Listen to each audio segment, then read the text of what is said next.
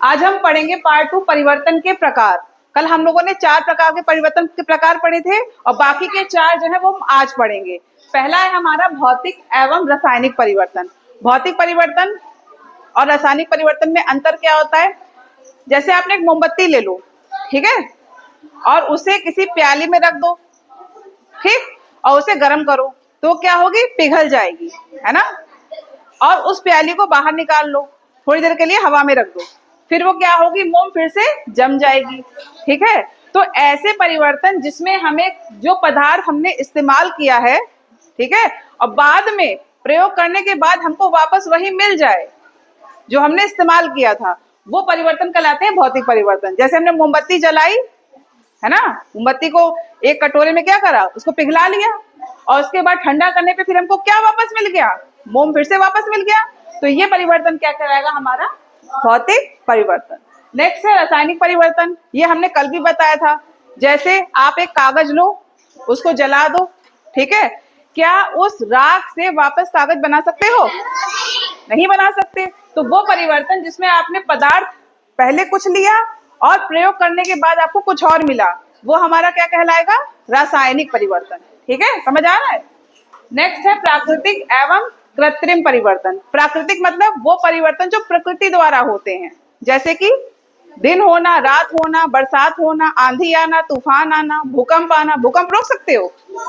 आंधी रोक सकते हो? नहीं। यानी ये कैसा है? बाढ़ आना। ये सब क्या है? हमारे प्राकृतिक परिवर्तन जिसपे हमारा जोर नहीं है, हम उसको रोक नहीं सकते हैं। हम अपने आप को तो बदल सकते हैं, लेकिन प्रकृति के निर्धारित जितने भी ये सब आंधी, तूफान, बरसात है, इसको हम रोक नहीं सकते हैं। तो ये ऐसे परिवर्तन क्या कहलाएंगे? प्राकृतिक परिवर्तन। नेक्स्ट है कृत्रिम परिवर्तन। कृत्रिम मतलब वो परिवर्तन जो मनुष्य द्वारा किए गए हैं। जैसे आप इस रूम में बैठे हो, तो ये खिड़की है, ये ब्लैक बोर्ड है, ये कमरा है और ये तुम लोगों की टेबल है, किसी ने बनाई होगी ना, अपने आप तो बनी नहीं है। तो वो सारे परिवर्तन जो मनुष्य द्वारा किए जाते हैं वो कहलाते हैं हमारे कृत्रिम परिवर्तन। ठीक है। नेक्स्ट है अनियंत्रित एवं नियंत्रित परिवर्तन। अनियंत्रित साफ लग रहा है, जिसपे हमारा नियंत्रण ना हो, वो सारे परिवर्तन क्या होंगे? अनियंत्रित परिवर्तन। जैसे जैसे रात को रोक सकते हो कि आज रात ना हो? दिन को रोक सकते हो? हमारे हाथ में नहीं है ना, हमारे नियंत्रण में नहीं है। तो वो क्या हो जाएगा? अनियंत्रित परिवर्तन, जो हमारे नियंत्रण में ना हो। ऐसे सारे परिवर्तन, इसमें आपके बाढ़ है, आंधी है, तूफान, सब आ जाएंगे। दिन का होना, रात का होना, है ना।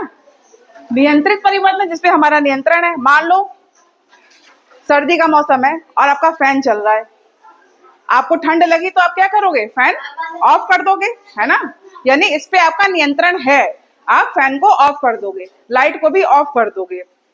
तो वो सारे परिवर्तन जिसमें हमारा नियंत्रण है वो क्या कहलाएंगे? नियंत्रित परिवर्तन। ठीक। नेक्स्ट है जटिल परिवर्तन।